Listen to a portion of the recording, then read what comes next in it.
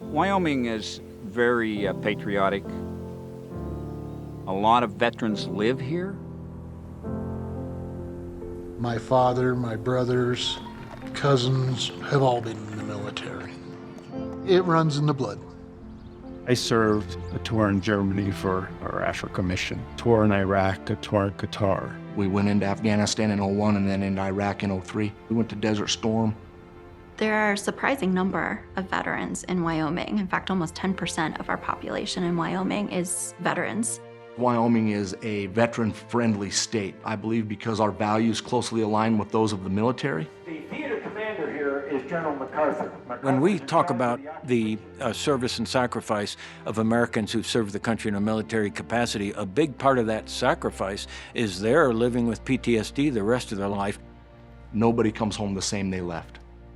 Everybody comes home different. So you've survived on the battlefield. How do you survive when you're back at home? And so there's a huge risk of suicide with this population. We have lost several veterans, and it's like a loss to the family when we lose them. There are too many veterans that still believe the stigma, afraid to come out and ask for help. War has been with us as long as we've had fire. I would never wish that upon someone, but if they experience it, they need to know that they're not broken by it. We owe it to them as a society and as a nation to ensure that they are physically and mentally taken care of. We need to make it okay to talk about mental health, to talk about post-traumatic stress injury. So having this conversation literally saves lives. First step can be anything from picking up a phone to telling a loved one and just saying, I need help.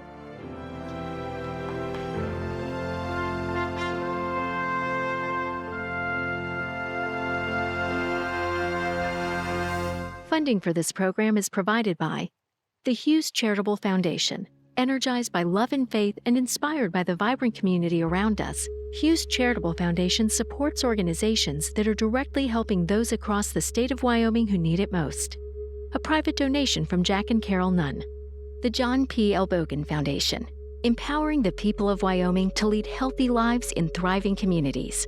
Blue Cross Blue Shield of Wyoming, a proud partner with Wyoming PBS and other community organizations to provide funding for education to raise awareness of the mental health crisis in Wyoming, reduce stigma around mental health, and connect people to available care that promotes positive mental health and hopefully saves lives.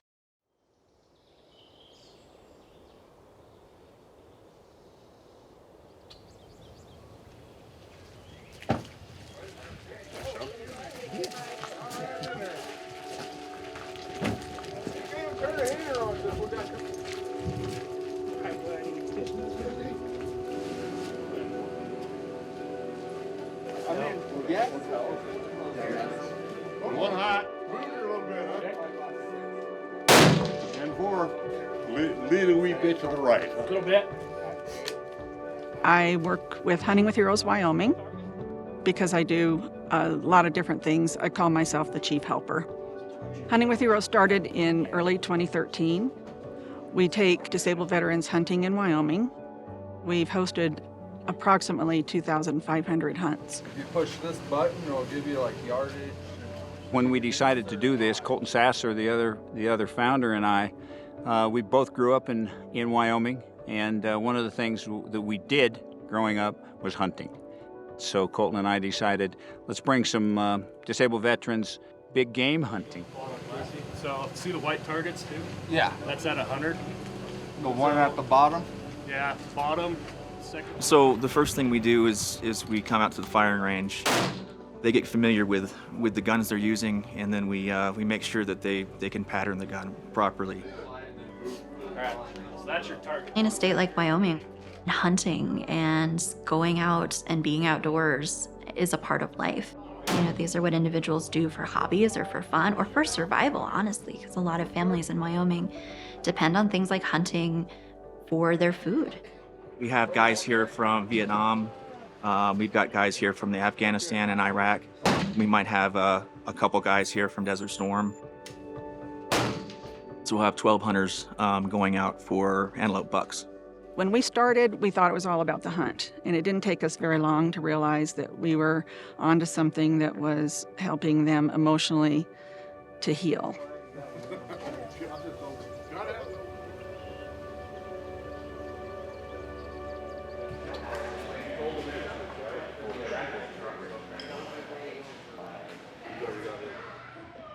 I was in the United States Marine Corps. I was in E3 Lance Corporal. It was right after Croatia and Crimea when Russia was taking them over. I was one of the 10,000 Marines doing cold weather training. I'll grab lunches. You got your bullets? I do. Remembered that.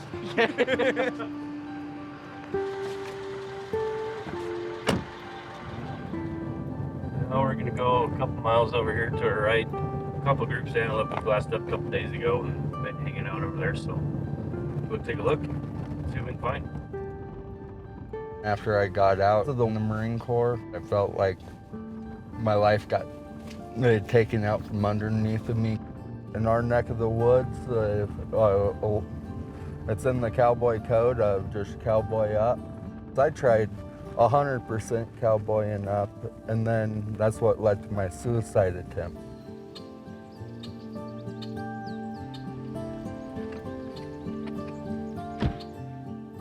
So we'll just kind of hold up here, kind of let them feed a little bit and come up with a game plan. They won't go anywhere because they're content with themselves just kind of feeding across the field. So if we let the sun come up, no clouds. Most every veteran that registers with us mentions that they have a struggle with PTSD. And with a lot of veterans, the answer to that struggle with PTSD is taking your life. I tried to ultimately taking my life in 2019 with a self-inflicted gunshot wound to the head. I was struggling.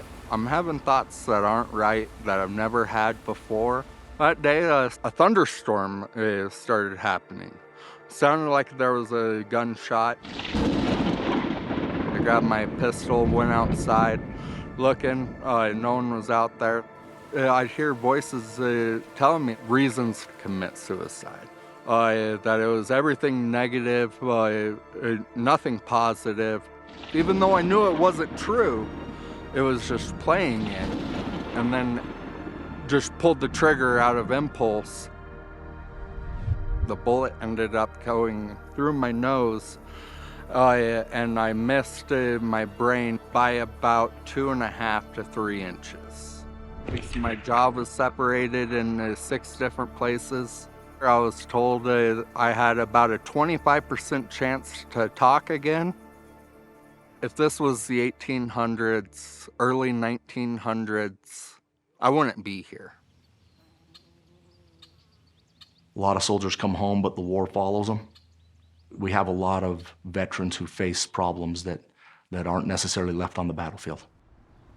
My experience here in the Wyoming Guard, as we've had soldiers come back from deployments and rotations, the spectrum of trauma is a very individual, very personal thing. Everything from separation from family to realizations that you may not be coming home, to friends being left on the battlefield. The stress can be very heavy and very traumatic. So post-traumatic stress disorder is a relatively newer concept in the realm of mental health treatment. It was only added to our diagnostic manual in 1980. Particularly in the post-Vietnam War era, soldiers and ex-soldiers who were struggling with adjusting back to civilian life were often seen as having some sort of defect, that there's something wrong with them internally because they are unable to adjust to life. You know, a lot of veterans coming home had post-traumatic stress. And nobody want to talk about it. Nobody want to recognize it. We lost the war, and the public didn't want to talk about it. And they didn't care if you were a veteran at all. So most veterans just, put it in a closet and left it there, and some still haven't brought it out. A lot of folks in the military community and other communities, modern scholars, are starting to use post-traumatic stress injury, where we're just treating an issue just like we would if you had a problem with your leg or a problem with your heart. But it's really important for veterans to be able to seek out someone with trauma training and uses trauma-informed care, which can be the really hard thing about PTSD treatment and triggers, because my trigger may not seem to have anything to do with a combat situation, but my brain is connecting the sensory experiences to each other. Things like fireworks on the 4th of July, or thunderstorms, or loud trains rumbling down a track, which happens a lot in Wyoming. We have a lot of trains here.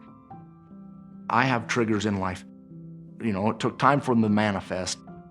My wife didn't let me drive when I first got home. I wanted to drive down the middle of the street. I wanted all vehicles at least 50 meters away from me, side, front, back.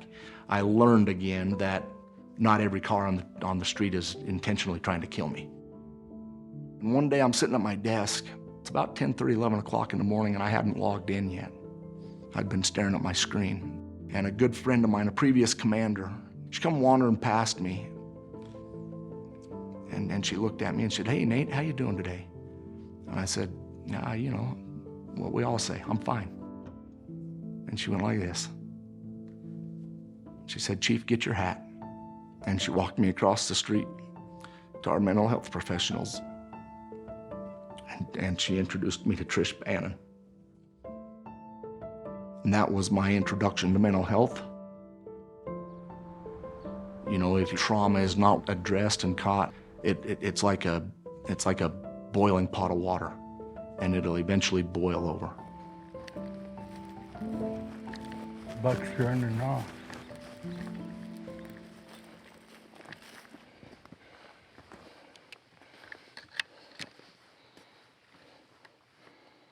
.300-yard shot.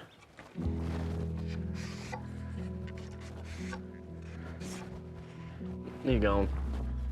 One of the issues that veterans have is getting the treatment they need.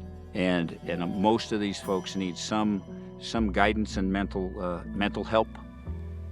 There must be a pretty good ditch back there because he disappeared down into it. To treat PTSD, the most common current treatment modalities are cognitive behavioral therapy and exposure therapy. Use of firearms or being in environments that are really triggering in a safe, supported, and gradual way is actually a really great way to address PTSD symptoms and grow your resilience.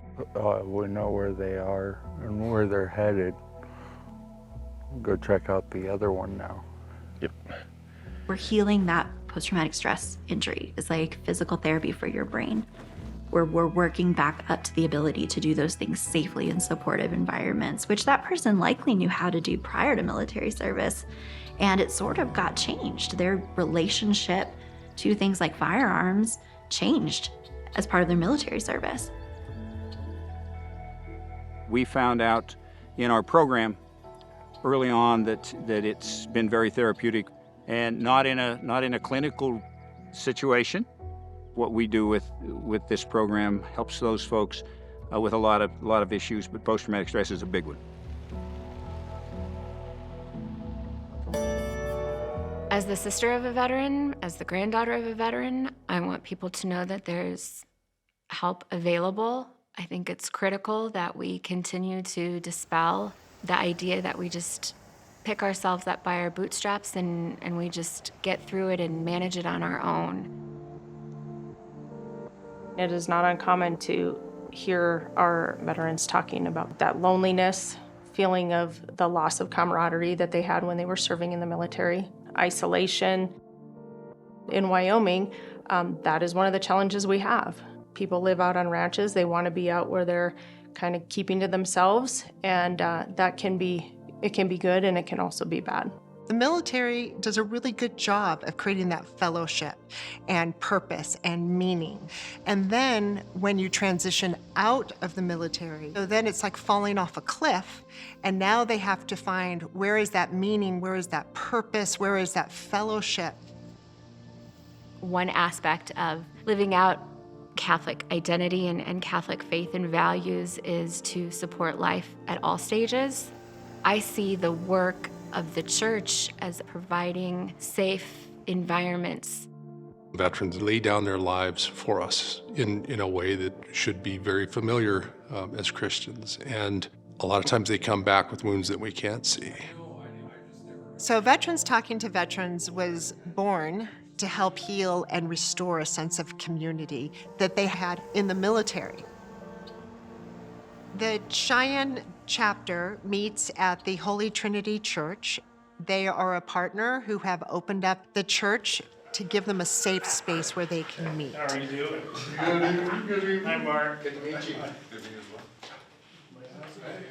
We put together a program called Veterans Talking to Veterans, which is about allowing them the opportunity to talk to one another, to share their experiences, to talk about those out loud. Being in a sense of community and being able to sit and laugh and enjoy each other's company, that's kind of the biggest medicine that we can serve up on one of these meetings. The facilitator for the group in Cheyenne is Doug Knoll, and he is a veteran. He's done multiple tours in Iraq and Afghanistan. He's very credible. We train veterans to be coaches, and we specialize in trauma-informed coaching. One of our methods that we use is storytelling. We just look for mythology that has themes and archetypal imagery that relates to life. She began by circulating evil reports about the prince, that as Cone Eda was above suspicion, the king just laughed at the weakness of the queen. We get a lot of disbelief, people questioning, well, why are you telling a myth? And the answer to that is directly addressing someone's traumatic event can re-injure them or cause moral injury. I think there are people in our group that have suffered from moral injury. I think that they've been in situations where they have been asked to do something that they don't necessarily agree with. That's something that they really wrestle with. So we want to, in essence, take a side door. And that's why it's so important to let it rise and come out by their decision. They decide. We don't go looking for it. And a kind of magic really happens. Let's just stop there and see how that resonates with you. Someone was a leader, pushing someone to do something that they shouldn't be doing. That's what I'm getting out of it. Let's roll with that. What I do is kind of lead them down a path that kind of takes a natural course. These emotions come out, and it's about interaction with the story or the myth, if you will. And so out of anger and spite, the individual can sometimes sacrifice what's needed for the common. It's like the whole kingdom is sacrificed. So if we wanted to tie it to like modern day, we just were pulled out of Afghanistan. People are feeling like all their struggle and what we gave for that is washed away. What was the point? But in the Vietnam War, I felt when I first got out, I was kind of didn't want to mention that I went to Vietnam. I believe that folks need an avenue or a venue or an opportunity or way to talk about what they're struggling with. I may not even know what I'm struggling with until I hear someone else say it. The last time I came here, a lot of stuff floated up to the surface that's been, I thought I was through, and so I wasn't going to come again until Mike called. I like coming because what I'm listening to is a lot of things that I have personally been through, and to hear it come out of somebody else's mouth. For a long time, I thought I was the only one that's having these problems. Everyone has a life story or a narrative in their head of who they are. The trauma shatters that story, so they have to rebuild that. And the program allows them to start doing that self-reflection in a group of supportive, like-minded people, which is post-traumatic growth.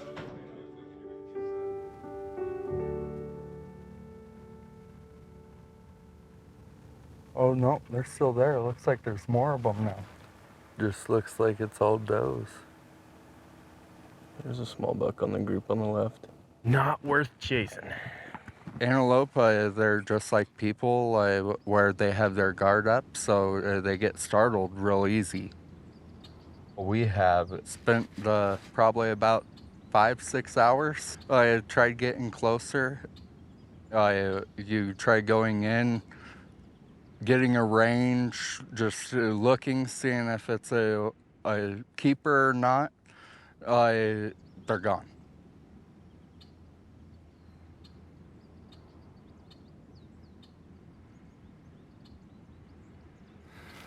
Is that one out in the field? Over there by the sprinklers?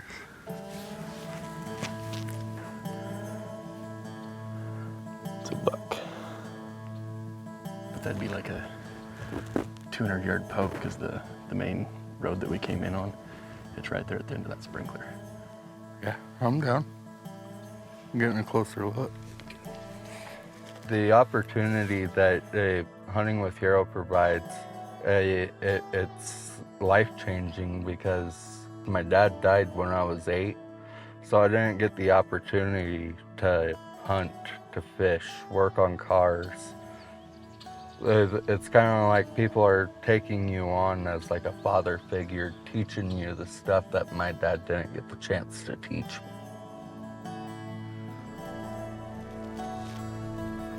I like him.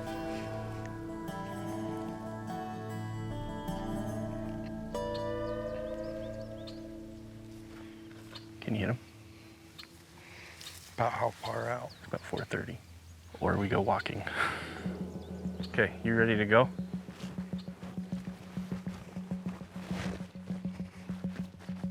Our average shot on an animal, like an antelope we're hunting here today, that's an easy kill shot. And I hate to use that term, but that's what it is. I don't want to hurt something else worse than it's already hurt. I'd rather just drop it, it's done and over with. It's not for sport, it's something you can feed your family on.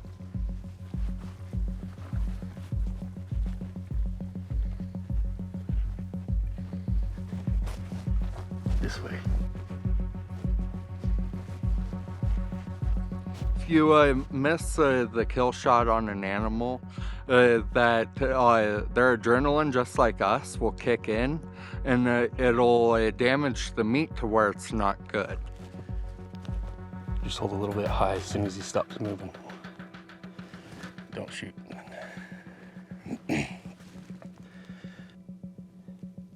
Hammer him. Hit. He's good. He's good. Nice shooting, dude. Hold your hand out. You're too calm. Damn, I'm more excited than you. Oh, no, I don't know about that. Just let it sink in first. Keep it. Will do.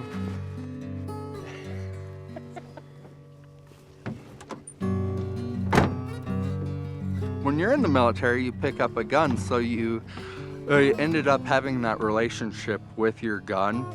This is exactly what hunting with heroes allows us to do. Mentally, just reiterates that guns are for food on the table. This is the right way to use a gun. Oh, goodness. That's a really healing thing, to be able to go back to a space where that hunting experience represents your ability to protect and provide for your family, as opposed to them just representing something that should always be avoided. When something is a trigger for you, or you have trauma history with it, it's that object or item that's in control. You're not in control anymore. And so it's really empowering to be back in control.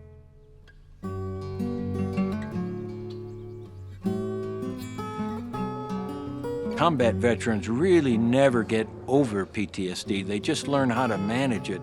It's a big burden, and it's part of why we owe so much to our veterans. Everybody who comes through here gets an opportunity to be impacted, to think about just what is it that all of you who have served in a military capacity have done. Before I opened the museum, one of my goals was to positively impact American veterans. How often do we need our military? I didn't serve in the Vietnam War. I was just a little young. But being around so many veterans, I've developed a bit of a sense for the need to heal and to have veterans see their experience honored. And we have sights and sounds of the Vietnam War in this gallery. of the jungle in Vietnam.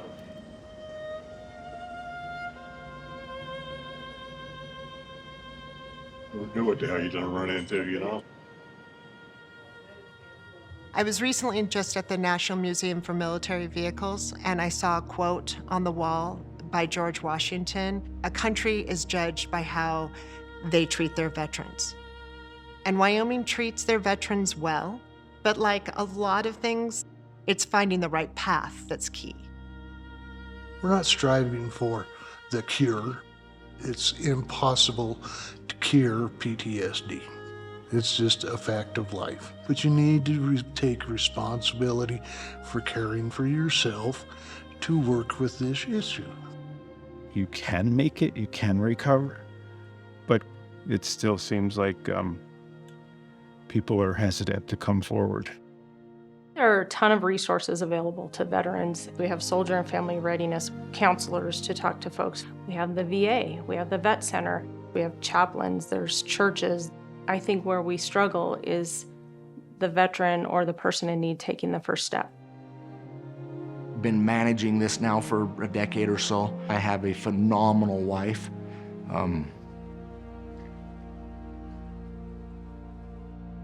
She's the foundation of my support system.